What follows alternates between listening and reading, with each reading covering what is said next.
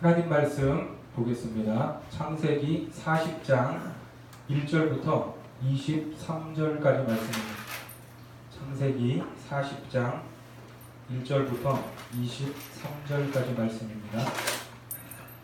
말씀은 20절부터 23절까지 교독하겠습니다.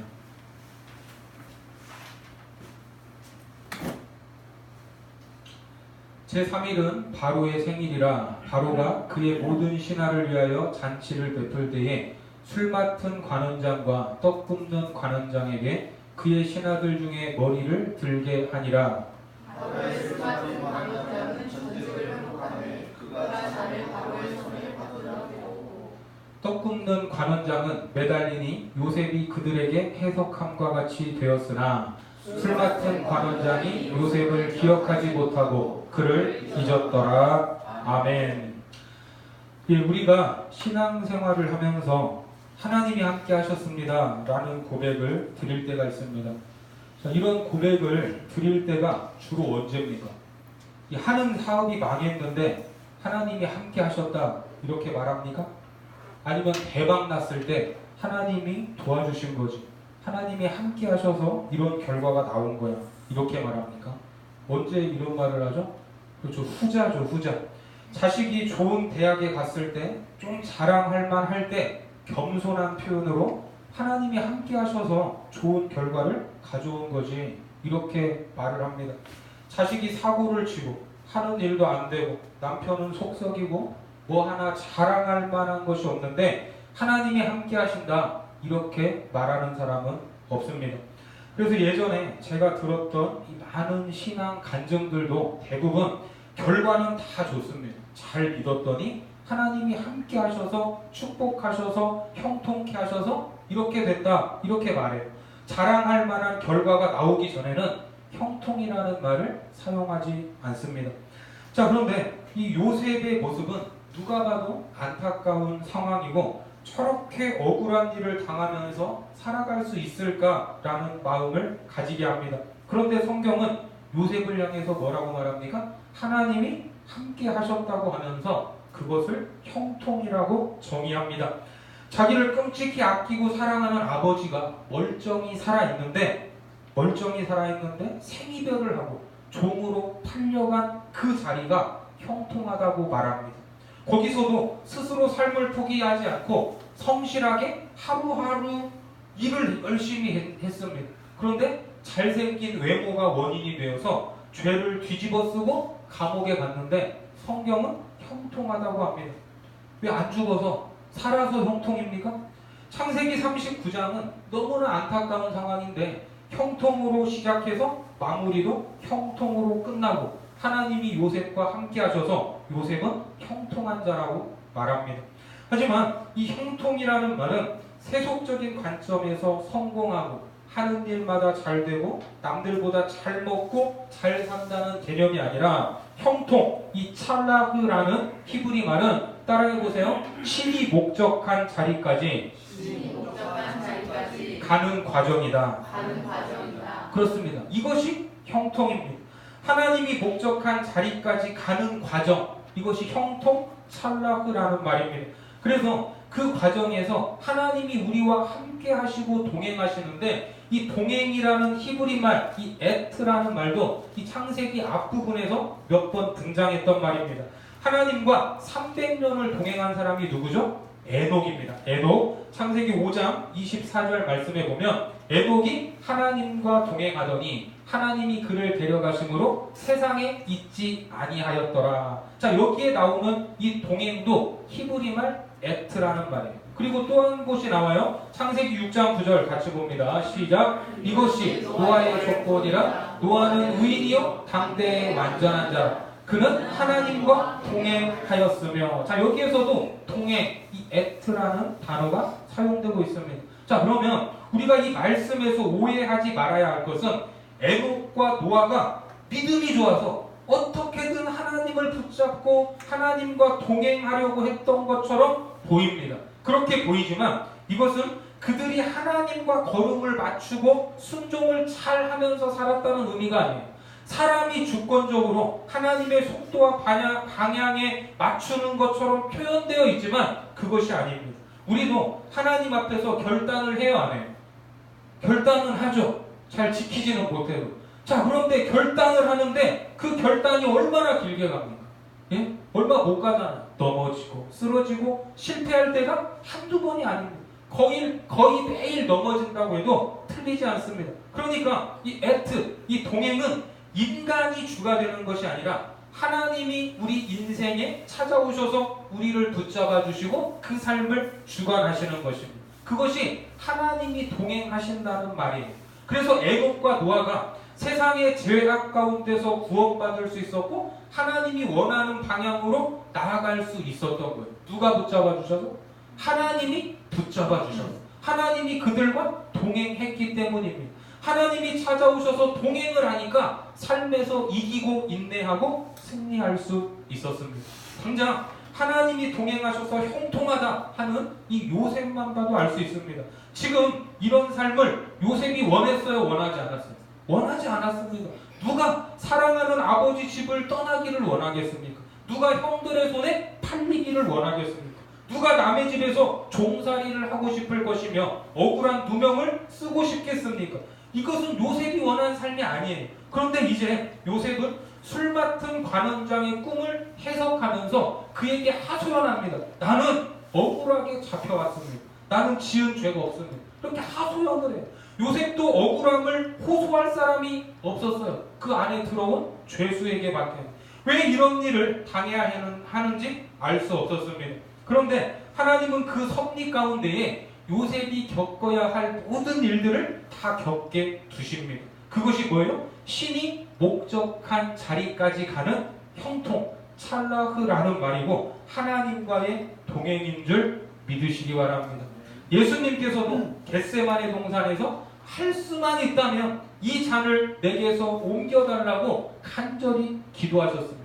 땀방울이 핏방울이 되는 처절한 기도였어요. 그런데 하나님은 그 십자가, 죽음의 잔을 피하게 하셨어요? 마시게 하셨어요?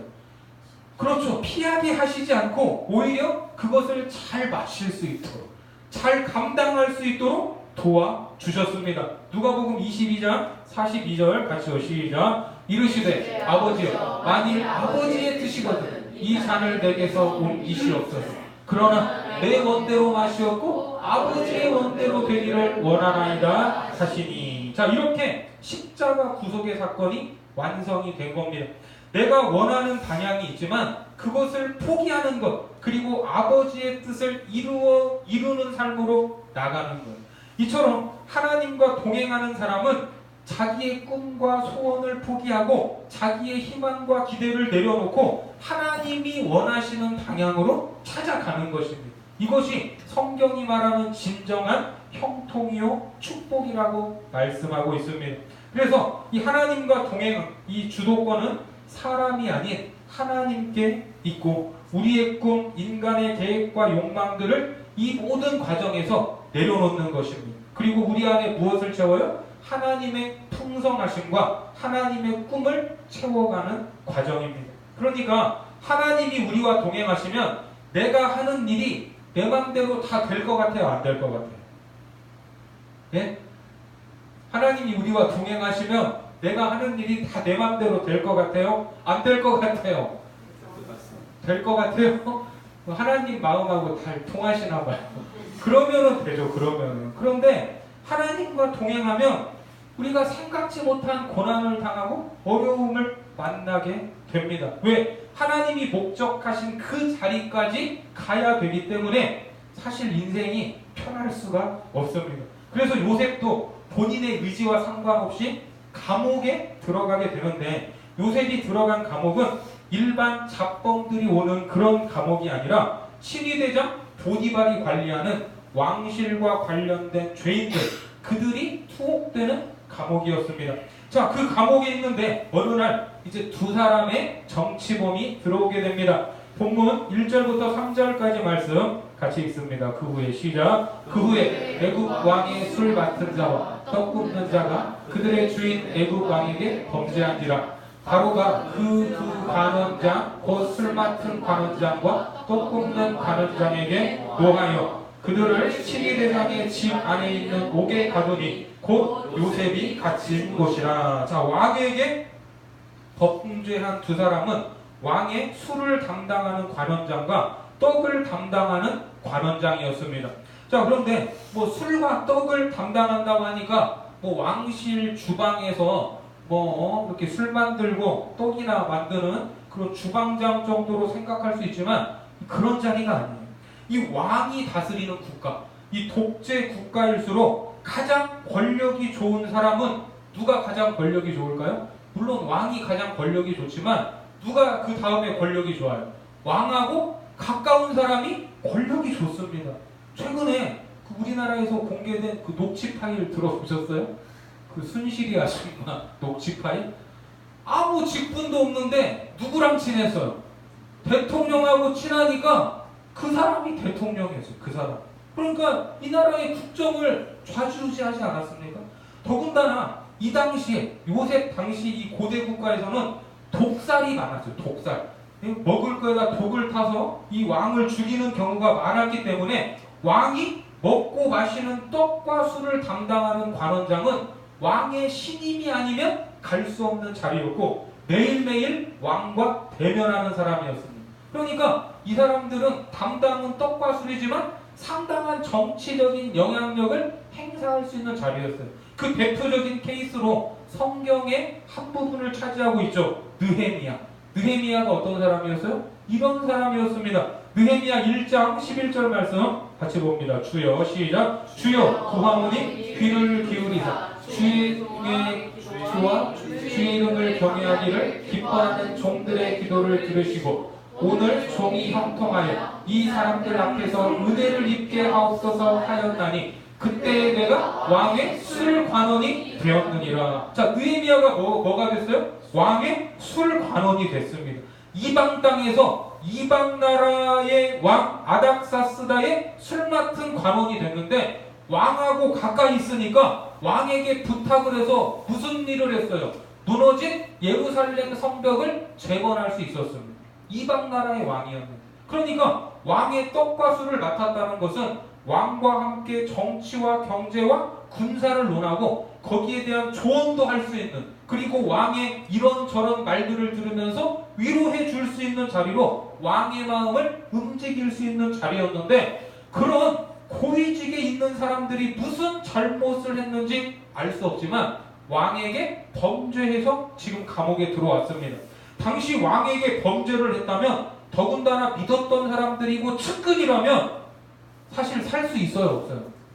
죽어야 되죠.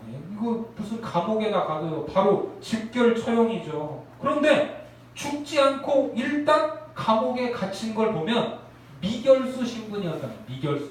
아직 형이 확정되지 않은 상태였습니다. 쉽게 말해서 이 왕실에 정치적으로 어떤 바람이 부는 거예요. 정치적으로 그렇게 추측을 할 수 있습니다. 이 정치라는 것이 말 한마디 잘못했다가 구설수에 오르기도 하고, 행동 하나 잘못했다가 모함을 받아서 목이 달아나는 거 아닙니까? 그런데 자기 의도와 상관없이 정치적인 이유로 이 사람들이 지금 감옥에 투옥됐다면 억울하겠어요? 안 억울하겠어요? 억울하죠. 미치고 팔짝 뛸 일입니다. 그런 사람들을 이제 요셉이 수종들면서 섬기기 시작했습니다. 4절 말씀에 보면 신위대장이 요셉에게 그들을 수종들게 하매 요셉이 그들을 섬겼더라. 그들이 갇힌 지 여러 날이라. 신위대장 보디발이 그들과 요셉을 연결해줬습니다. 그렇게 술과 떡을 맡은 관원장 2명과 요셉은 어쩌면 이 억울함이라는 이 공통 분모를 통해서 서로를 알아가고 위로하고 있었을 거예요. 그들과 이런저런 대화를 하면서 왕실 안에서 일어나고 있는 이 뉴스에 나오지 않는 그런 깊은 이야기까지도 요셉은 다 듣고 있었을 것입니다. 자, 그러다가 두 사람이 꿈을 꾸게 됩니다. 자, 5절부터 7절까지 말씀 같이 읽습니다. 시작. 옥에 갇힌 애굽 왕의 술 맡은 자와 떡 굽는 자 두 사람이 하룻밤에 꿈을 꾸니 각기 그 내용이 다르더라. 아침에 요셉이 들어가 보니 그들에게 근심의 빛이 있는지라. 요셉이 그 주인의 집에 자기와 함께 갇힌 바로의 신하들에게 묻되 어찌하여 오늘 당신들의 얼굴에 근심의 빛이 있나이까? 자, 어떻습니까? 자주 보고 친해지다 보니까 이제 얼굴만 봐도 컨디션을 알 수 있었어요. 그래서 묻습니다. 아니, 무슨 걱정이 있습니까? 그렇게 안색이 안 좋으세요? 왜 안색이 안 좋아요? 간밤에 꿈을 꿨는데 이 꿈이 좋은 꿈인지 아닌지 그 의미를 알 수 없었기 때문입니다. 뭐 지금은 뭐 꿈을 꿨다고 해서 뭐 근심하거나 그러지 않지만 이 고대에는 이 꿈에 대해서 아주 민감했어요. 꿈에 대해서. 꿈으로 뭔가를 결정하기도 하고 앞을 내다보기도 했습니다. 그래서 이 국가의 고위직을 맡은 사람들이 꿈을 꾸면 관련된 이 꿈과 관련된 학자들이 대면해서 그 꿈을 해석해주고 주요 정책을 결정하는데 도움을 주기도 했습니다. 네? 그리고 그런 일들을 위해서 고대 애굽이나 바벨론 같은 나라는 이 꿈 전문가 과정이 있었어요. 이 꿈을 해석해주는 이런 사람들을 양성하는 과정이 있었고 이 꿈의 내용을 체계화해서 정리해놓은 꿈 해설집과 같은 이런 서적들도 있었습니다. 하지만 지금 이 두 관원은 감옥에서 그 꿈을 해석해줄 사람이 있어요, 없어요? 그리고 이 꿈을 자세히 풀어줄 이 해설서도 감옥에 없었습니다. 그래서 그런 불안한 마음을 꿈을 꿨는데 이걸 알 수가 없으니까 너무나 불안하니까 이 마음을 이제 요셉에게 털어놓는 거예요. 자, 8절 말씀 같이 봅니다. 시작. 그들이 그에게 이르되 우리가 꿈을 꾸었으나 이를 해석할 자가 없도다. 요셉이 그들에게 이르되 해석은 하나님께 있지 아니하니까 청하건대 내게 이르소서. 자, 요셉이 여기서 아주 놀랄만한 이야기를 해요. 꿈의 해석이 누구에게 있다고요? 하나님께 있다고 말합니다. 하나님께. 17살에 꾼 꿈이 무슨 내용인지도 모르고 여기저기 떠들고 다니다가 혼났어요. 미움을 샀습니다. 노예살이와 감옥살이까지 이어졌어요. 그 꿈 때문에. 그런데 그 고생을 하면서 철이 들었는지 이제 요셉의 중심에 누가 자리했습니까? 하나님이 자리하면서 하나님에 대한 인식이 요셉 안에 있음을 알 수 있습니다. 그래서 해석은 하나님께 있다면서 자신 있게 자기에게 말을 하라고 합니다. 자, 이제 말을 해요. 술 맡은 관원장이 9절에서 11절까지 가시오. 시작. 술 맡은 관원장이 그의 꿈을 요셉에게 말하여 이르되 내가 꿈에 보니 내 앞에 포도나무가 있는데 그 나무에 세 가지가 있고 싹이 나서 꽃이 피고 포도송이가 익었고 내 손에 바로의 잔이 있기로 내가 포도를 따서 그 즙을 바로의 잔에 짜서 그 잔을 바로의 손에 들였노라. 자, 이게 좋은 꿈 같아요? 안 좋은 꿈 같아요? 예? 자, 우리는 다 결과를 아니까. 자, 그런데 여기에서 지금 포도나무 이야기를 하죠. 포도나무. 자, 포도나무 이야기를 하는데 이 역사적 문헌이나 기록에는 이 시절에 애굽에는 포도나무가 없었다고 합니다. 이 시절에. 자, 그럼 어떻게 이런 꿈을 꿀까? 이 기록에 의하면 애굽은 이제 뭐 왕조가 수시로 바뀌면서 힉소스 왕조의 지배를 받는 시기가 옵니다. 힉소스 왕조. 그런데 이 왕조는 사막에서 일어난 왕조예요. 사막에서. 그리고 여기저기 돌아다니면서 이제 여러 부족들과 전쟁을 하기를 좋아하던 그 왕조인데 전쟁을 자주 하니까 무기가 좀 발달을 했습니다. 가장 대표적인 무기가 말을 이용한 전차가 있었고 활을 잘 사용을 했습니다. 뭐 지금이야 이런 무기가 아무것도 아니지만 당시에는 말을 이용한 전차와 이 활을 대적하기가 어려웠어요. 그래서 애굽의 북쪽에서부터 조금씩 내려오다가 이 왕조, 힉소스 왕조가 이제 애굽을 통치하게 됩니다. 이 애굽의 역사가 이 마네토라는 사람이 기록한 그 내용에 의하면 이 왕조가 오기 전까지 애굽에는 말이 없었대요. 말을 구경한 적도 없었대요. 그러니까 이때부터 애굽은 말을 이용해서 군사적으로 발전하게 되고 그 외에도 여기저기에서 새로운 문물들이 들어오게 되는데 그때 포도나무도 들어왔다는 것입니다. 그런데 애굽에서는 볼 수도 없었던 포도나무가 꿈에 보였고 그 포도에서 즙을 짜서 바로에게 줬다고 합니다. 우리는 결과를 아니까 좋은 꿈 같지만 지금 이런 꿈의 내용을 듣는 요셉의 마음은 어떨까요? 예? 이 꿈의 이야기를 들으면 요셉은 어떤 마음으로 들었을까요? 아마도 이 꿈의 내용을 들으면서 하나님이 이 꿈을 통해서 주시고자 하는 메시지, 그 감동이 무엇인지를 느끼려고 했을 겁니다. 그렇지 않겠어요? 지금 자기에게 자신있게 말하라고 했잖아요. 그리고 자신있게 받은 감동대로 그 자리에서 즉석해서 해석을 해줍니다. 12절과 13절 말씀 같이 봅니다. 시작. 요셉이 그에게 이르되 그 해석이 이러하니 세 가지는 사흘이라. 지금부터 사흘 안에 바로가 당신의 머리를 들고 당신의 전직을 회복시키리니 당신이 그 전에 술 맡은 자가 되었을 때에 하던 것 같이 바로의 잔을 그의 손에 드리게 되리이다. 자, 이렇게 해석을 합니다. 자, 그리고 꿈과 이 해석의 내용을 보면 참 간단한 내용이지만 요셉은 어떤 확신을 가지고 거침없이 해석하고 있다는 것을 우리로 하여금 느끼게 합니다. 그리고 거기에 자기의 삶을 부탁하는 또 중요한 이야기를 해요. 14절과 15절 말씀에 보면 당신이 잘 되시거든 나를 생각하고 내게 은혜를 베풀어서 내 사정을 바로에게 아뢰어 이 집에서 나를 건져 주소서. 15절 나는 히브리 땅에서 끌려온 자요 여기서도 목에 갇힐 일은 행하지 아니하였나이다. 자, 지금 이런 부탁을 한다는 것은 자기가 해석해준 이 꿈에 대해서 확신이 있기 때문이에요, 없기 때문이에요?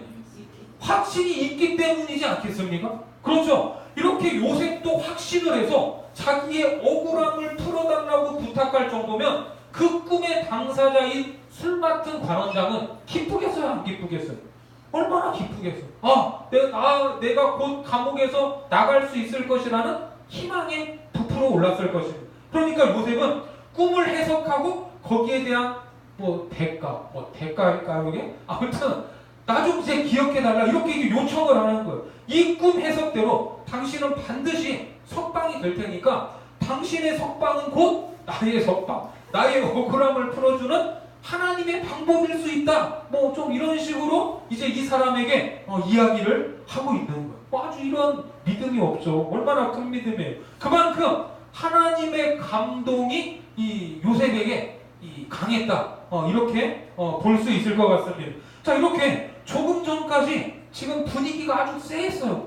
꿈의 내용이 뭔지 몰라서 쎄했는데 이렇게 갑자기 이제 술 맡은 관원의 꿈이 너무나 좋은 꿈이고 이제 석방된다고 하니까 분위기가 너무나 좋아졌어요. 그래서 이제 누가 말을 해요? 떡 맡은 이 관원장도 자기의 꿈을 이야기합니다. 자, 이 사람 꿈은 어떤 꿈인지 한번 볼게요. 자, 16절과 17절 시작. 떡 굽는 관원장이 그 해석이 좋은 것을 보고 요셉에게 이르되 나도 꿈에 보니 흰 떡 세 광주리가 내 머리에 있고 맨 윗 광주리에 가루를 위하여 만든 각종 구운 음식이 있는데 새들이 내 머리에 광주리에서 그것을 먹더라. 자, 이 꿈은 딱 봐도 어때요? 안 좋죠. 왜? 우리는 결과를 알고 있으니까. 자, 그런데 이 고대의 꿈 해설집에서는 여기 지금 보면 흰떡이 나오죠. 흰떡. 이 흰떡이 이 좋은 의미였대요. 고대 그 해설집에는 흰떡이 좋은 의미였습니다. 그래서 이 떡 맡은 사람이 흰떡은 좋은 의미다. 그걸 알았는지 몰랐는지 아무튼 좋은 해석일 줄 알고 말을 했는데 결과는 어때요? 완전 반대였습니다. 18절과 19절 같이요. 시작. 요셉이 대답하여 이르되 그 해석은 이러하니 새 광주리는 사흘이라. 지금부터 사흘 안에 바로가 당신의 머리를 들고 당신을 나무에 달리니 새들이 당신의 고기를 뜯어먹으리다 하더니. 자, 여러분 여기서 한번 생각을 해보세요.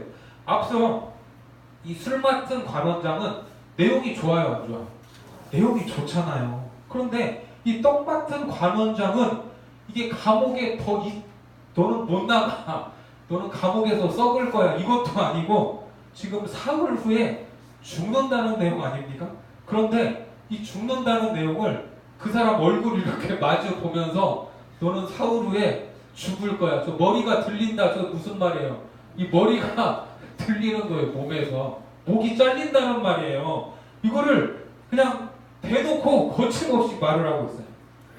아유, 아무리 그래도 그렇지 지금까지 사교온 정이 있잖아요. 이 중병에 걸린 사람에게 대놓고 막 의사가 한 말 다 해요? 아버지 10일 안에 돌아가신대. 이렇게 말해요, 안 해요? 그렇게 말 안 하잖아요. 설령 그런다고 해도 야, 뭐 먹고 싶은 거 없냐? 그거 좀 물어보고 야, 지금 좀 내가 피곤하니까 다음에 이야기하자. 이렇게 말을 할 수도 있잖아요. 어떻게 사람이 이렇게 냉정할 수 있어요?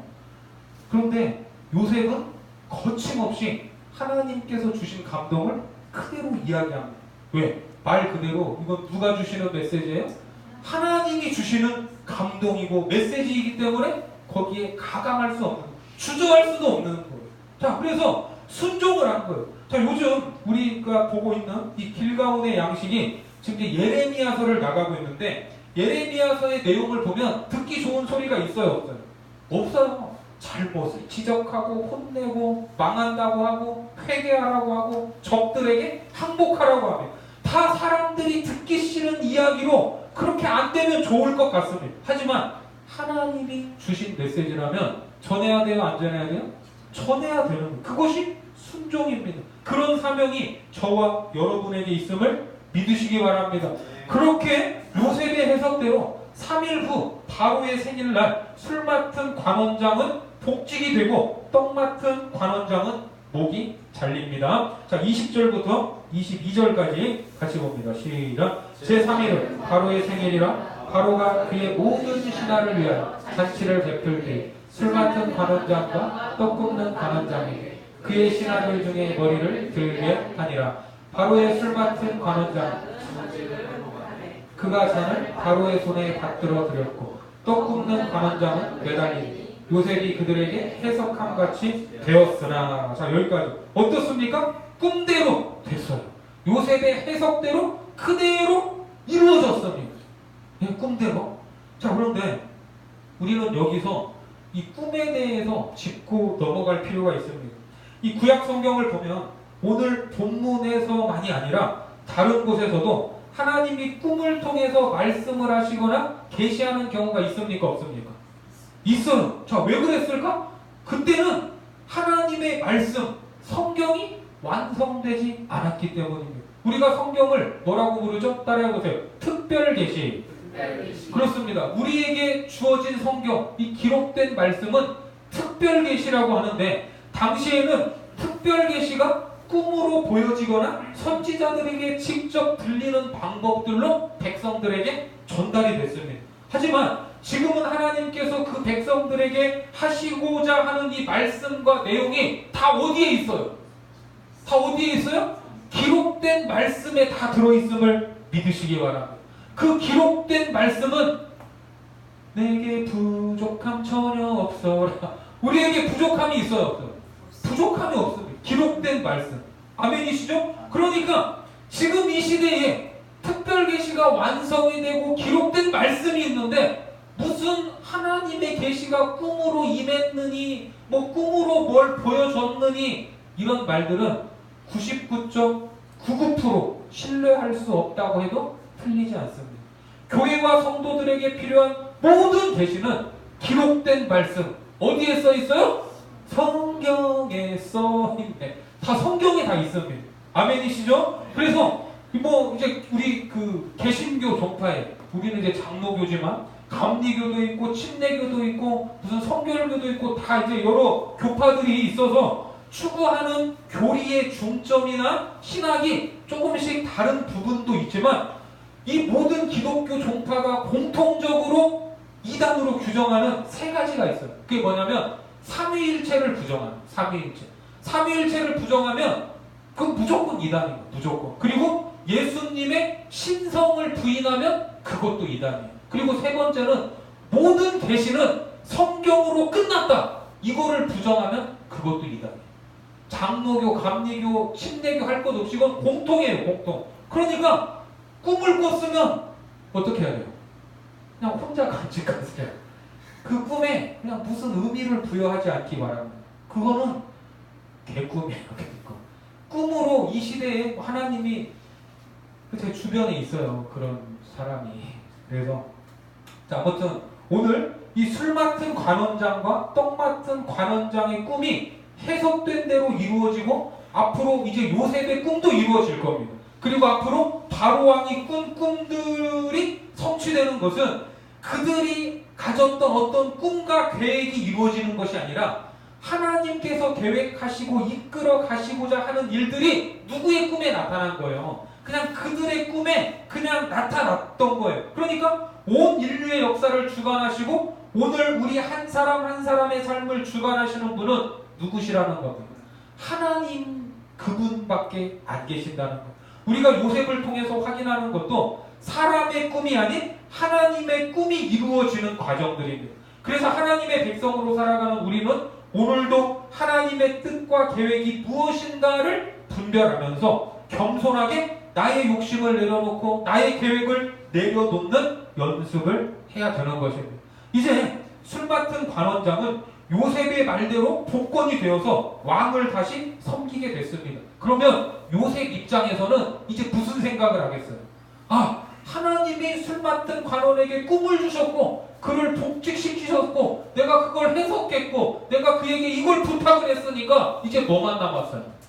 요셉이 뭐만 남았어요? 이제 감옥에서 나갈 일만 남았잖아요. 이제 나 짐 싸야겠다. 나 곧 나가야겠다. 이렇게 생각하지 않았겠습니까? 그런데 그렇게 됐어요? 안 됐어요? 안 됐어요. 23절에 보니까 술 맡은 관원장이 요셉을 기억하지 못하고 그를 잊었대요. 그가 감옥에 나가서 요셉을 한 번이라도 기억을 했다면 언제든지 요셉에게 도움을 줄 수 있었을 것입니다. 왕하고 친하니까. 그런데 요셉은 아무리 기다려도 소식이 없어요. 소식이. 왜 그랬을까? 이 사람이 너무나 기뻐서 넘어져가지고 머리를 다쳤나? 아니면 그냥 요셉과의 약속을 그냥 너무나 하찮게 여겨서 아예 그냥 잊어버렸나? 아무튼 잊어버렸습니다. 요셉의 생각대로, 요셉의 계획대로 안 됐습니다. 그런데 그 세월이 이제 우리는 성경을 보니까 2년 동안 더 기다리거든요. 2년? 그런데 2년을 알고 기다리는 것과 그냥 기약 없이 기다리는 거하고 이게 느낌이 같아요, 달라요.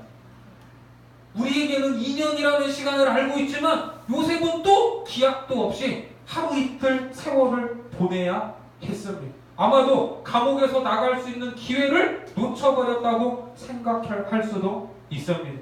앞서 애굽의 포도나무를 비롯해서 신무기와 외부의 많은 문물을 들여온 이 힉소스 왕조에 대해서 말씀을 드렸는데 이 힉소스 왕조는 이 요셉하고 혈통이 같은 이 셈족 계열입니다. 셈족 계열. 그래서 이제 요셉과의 관련성에 대한 여러 이제 결례들이 있는데 자, 어떤 학자는 요셉이 감옥에 있던 시절에 이 애굽을 통치했다 이렇게도 말을 하고 또 어떤 학자는 요셉이 죽은 후에 통치했다 또 이렇게 말하는 사람도 있어요. 이게 말 그대로 이제 견해일 뿐 정확한 이게 연대는 알 수가 없지만 한 가지 확실한 건 뭐냐면 요셉이 감옥에 있던 시절은 애굽의 정치 상황이 매우 혼란스러웠다는 것입니다. 그래서 술 맡은 관원장, 떡 맡은 관원장도 그런 정치적 경랑 때문에 감옥에 투옥이 된 거예요. 그러면 우리가 여기에서 유추할 수 있는 게 뭐예요? 이런 시기에, 이런 이 정치적 격변기에 요셉이 풀려났다면 무엇을 했을까요? 지금 이 사람이 기억해서 요셉의 억울함을 풀어줬다면 요셉이 어디로 갔을까요? 그럼 이제 감옥에서 나와서 보디발 집에 가가지고 다시 가정 총무를 하거나 아니면 운이 좀 더 좋으면 어디로 가요? 좀 고향 땅으로 가거나 아니면 이 술 맡은 관원장 백으로 왕궁에서 일을 할 수도 있었을 것입니다. 하지만 지금까지 고생만 했는데 왕궁에 있다가 괜히 정치적으로 휘말리면 불쌍해요, 불쌍해.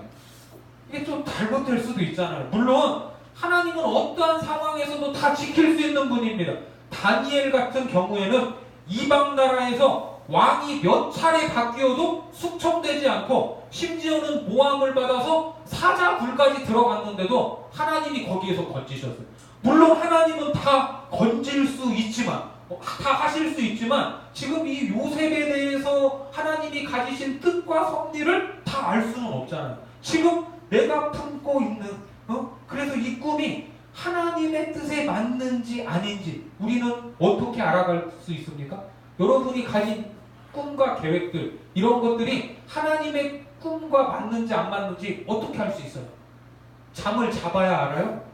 꿈을 꿔봐야 알아요? 그거를? 어디에서 알 수 있어요? 이제는 우리에게 주어진 기록된 말씀을 통해서 알 수 있습니다. 말씀에 어긋나면 그것은 일단 하나님의 꿈일까요? 아닐까요? 그건 하나님의 꿈일 수가 없는 거예요. 그러면 우리의 삶을 다시 그분의 말씀에 조정해야 돼. 조정해야 돼. 그 시간들이, 그 과정들이 어쩌면 잃어버린 시간처럼 느껴질 수 있지만 하나님의 시간을 기다리는 그 시간은 하나님과 동행하는 시간이라는 것을 믿으시기 바랍니다. 그리고 그 시간 가운데에 하나님의 뜻을 구하며 나아가는 온 성도들 되시기를 주님의 이름으로 축원합니다. 기도하겠습니다.